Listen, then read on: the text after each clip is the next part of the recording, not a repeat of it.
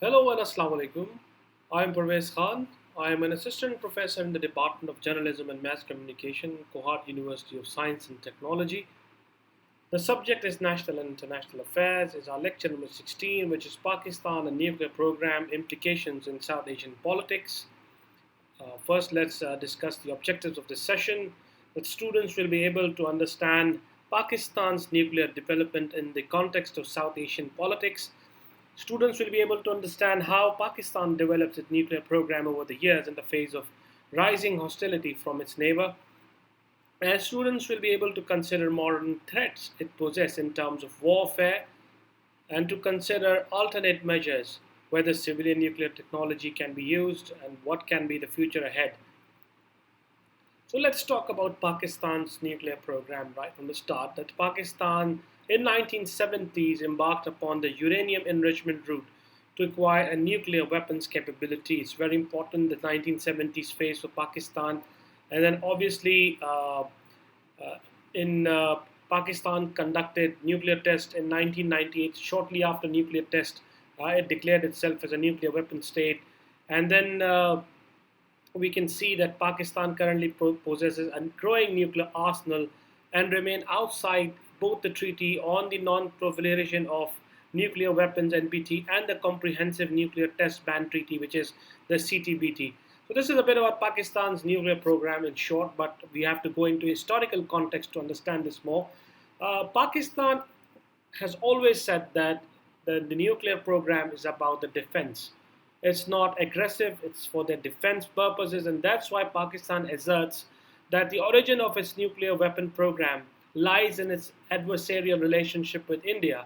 And both these countries have had serious strained relationship over the Kashmir issue on the top. So that's why nuclear program remains at the heart of Pakistan's defense policy, because we can see that the forces, the opposite that lies there in Kashmir area, and the wars that taken place between the two countries. There was a need for deterrent, a technology, a weapon. That's what the Pakistani stance is all about. And then Pakistan started working on a nuclear program in the late 1950s. And the Pakistan Atomic Energy Commission, which is the PAEC, was established in 1956.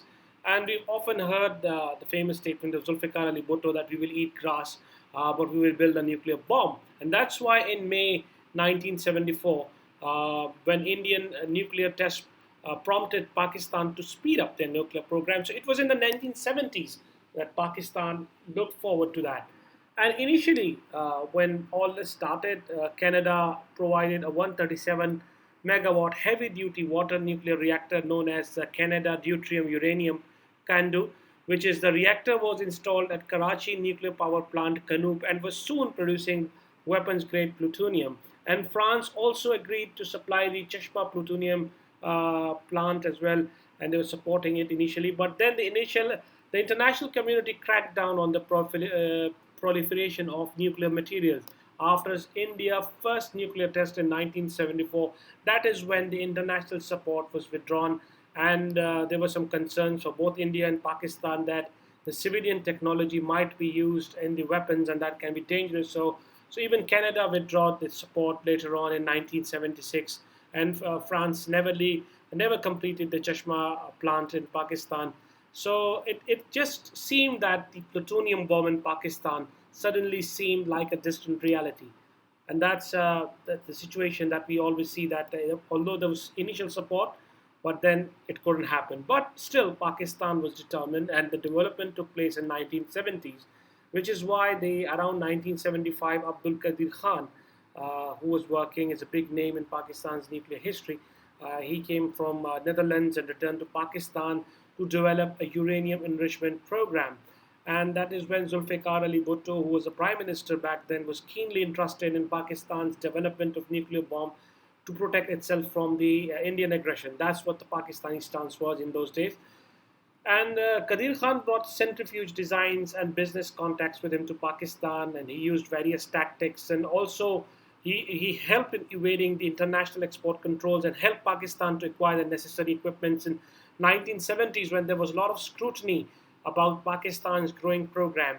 And then by the early 1980s, we can say Pakistan had a clandestine uranium enrichment facility, and Abdul Khadir Khan would assert that Pakistan has a nuclear device by 1984. So Pakistan program in the 10 years from 1975 to 1985 was fully developed, fully capable of producing nuclear arsenals, and that's when that was parallel to the Soviet-Afghan context as well, because in 1979 there were concerns about the Soviet aggression. Soviet invaded Afghanistan, and Pakistan became ally to the United States in the Cold War, and that's when the things started to change. The Soviet-Afghan context is very important.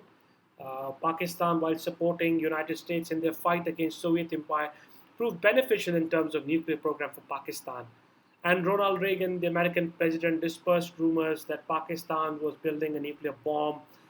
Basically, America turned a blind eye towards the Pakistan's development of nuclear program, which turned a blessing in disguise for Pakistan, because initially building the bombs was very, very scrutinized. It was a difficult process to get approvals to stand. Only a few countries in the world had atomic bomb, and countries, obviously, the new countries like Pakistan and India, which were not even economically stable, it was a huge risk allowing them to make their bombs. But the circumstances helped. The Soviet-Afghan context helped Pakistan build the bomb.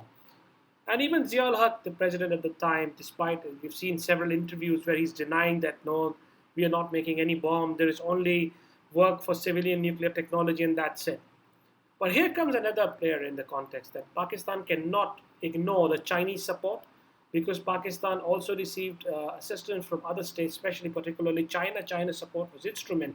And beginning in the 1970s, China provided Pakistan with various levels of nuclear and missile-related assistance, including centrifuge equipment, warhead designs, components of various missile systems, and technical expertise. And that was crucial for Pakistan nuclear program to develop under economic and under international pressure.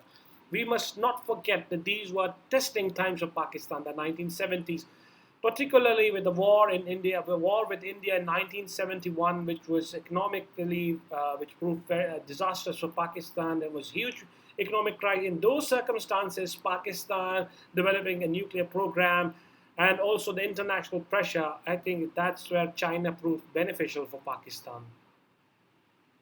And then we have the iconic picture of the blast, the nuclear blast that took place in 1998 on May 28th. In 1998, it was aired on national television. It was considered as Pakistan's proud moment, where it had attained the capability of a nuclear state. So this is the iconic picture that we've taken from Pakistan television. But let's go back to 1998 onwards. On 11th and 13th May 1998, India conducted a total of 5 nuclear explosions, and this was really the testing time. Despite severe pressure, Pakistan responded and detonated 5 explosions on 28th May and a sixth on 30th May 1998. And this is where, with these tests, Pakistan abandoned its nuclear ambiguity and stated that it would remain a credible minimum deterrent against India. And this is where Pakistan declared itself as a nuclear state. And that was a testing time. Despite the pressure, Pakistan conducted these tests. And although the Pakistan does not have formally declared nuclear doctrine, and it remains unclear that under which circumstances Pakistan might use these nuclear weapons, but Pakistan has made it clear that it's aimed solely at India and would only be used for defense purposes. And since we've had support from China in the past, the present context of Chinese support is equally important. In response to the US India deal, Pakistan sought to increase its civilian nuclear cooperation with China. And under the previous cooperation framework, China supplied Pakistan with 2 pressurized water reactors, and then obviously at Chasnook and Chasnook 2, that entered into commercial operations in 2000 and then 2011 respectively. In 2009, China Nuclear Corporation (CNNC) agreed to supply 2 additional 340 megawatt power reactors to Pakistan, which is Chasnook 3 and Chasnook 4. And obviously, the United States voiced concern regarding the Chinese constructions of these nuclear reactors at Chashma, but since Pakistan has been close ally with China, it's going on still. In 2000, let's talk about the recent developments. In 2015, Pakistan declared that it had developed a tactical nuclear weapons And then the Pakistan government has clarified that these would be used only in the event with a conflict with India. And the official announcement has caused concern within the international community, particularly the United States.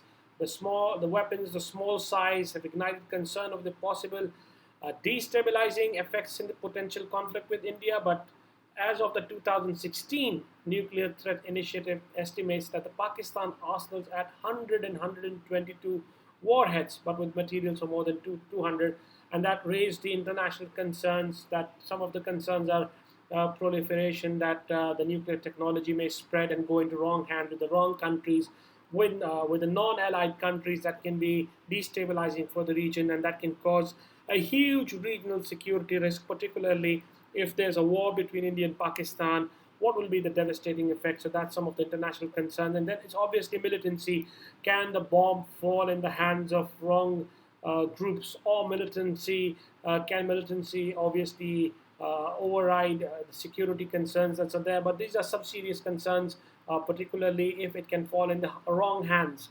And then we have the regional balance of power. Obviously, if a country is having a large number of nuclear arsenal, it can be destabilizing in terms of balance of power. But these are some of the international concerns, and obviously the risks we have talked about earlier in the other session as well. That there are operational risks associated with the nuclear bomb. There's safety concerns. There are uranium mining risks and financial and regulatory risks. Obviously, then we can talk about environmental waste management issues, and the proliferation concerns are there, and terrorism, obviously, and the arms competition. And these are some of the risks associated with this as well. But let's come down to, again, let's analyze it in terms of what we've learned in all this about the nuclear program of Pakistan. That Pakistan developed its nuclear program and its rivalry with neighboring India.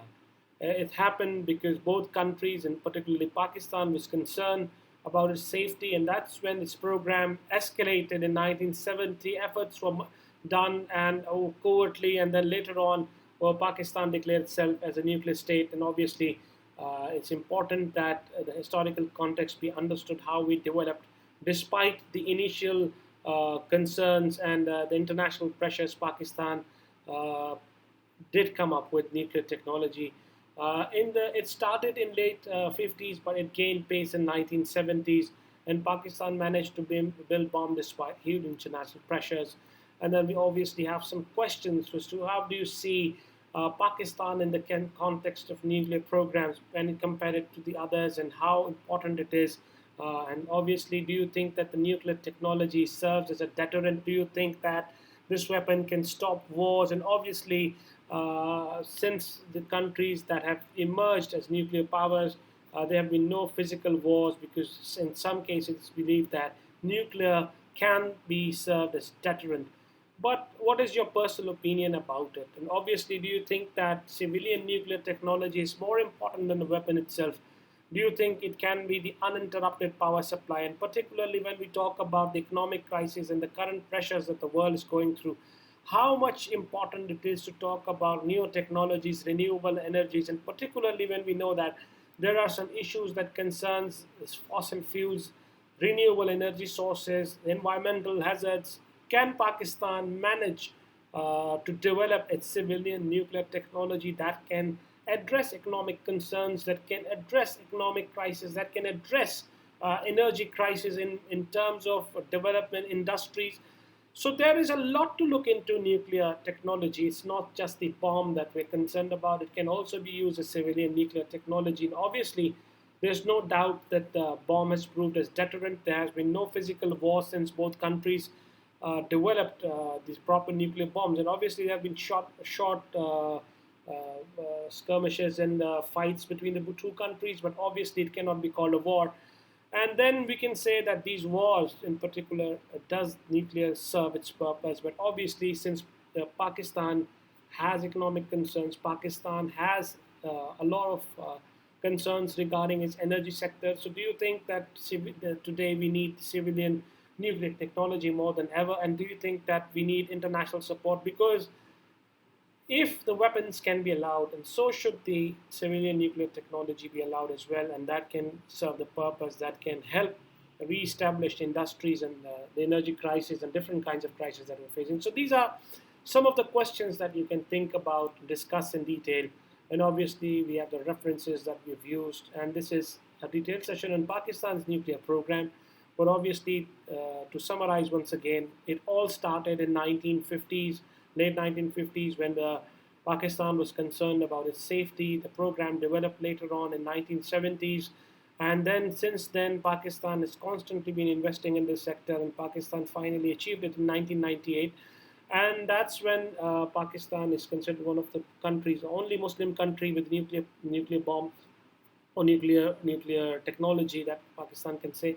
But still, there is an area that needs to be discussed and talked about, that is civilian nuclear technology, how Pakistan can extend it, how much safety concerns are there, what can be done about its waste management. So this is all how we have to look into it from future perspective. I hope you enjoyed the session today. It was a detailed session on Pakistan's nuclear program. We discussed Pakistan's nuclear program. We also discussed the security risks that are there for the regional perspective and how this program developed along with the international geopolitical circumstances, particularly the Soviet and American conflict in Afghanistan, also proved beneficial for Pakistan. That's when Pakistan evaded scrutiny and Pakistan was managed to build its nuclear program despite international pressures. So, despite international pressures, Pakistan was finally able to do it. And geopolitical circumstances, changing landscape of international politics also helped Pakistan in this context. So, I hope you enjoyed the session. We'll be in touch. We'll be talking more about this in detail. So, I hope you enjoyed the session. Thank you very much for joining us. Have a good day. Goodbye.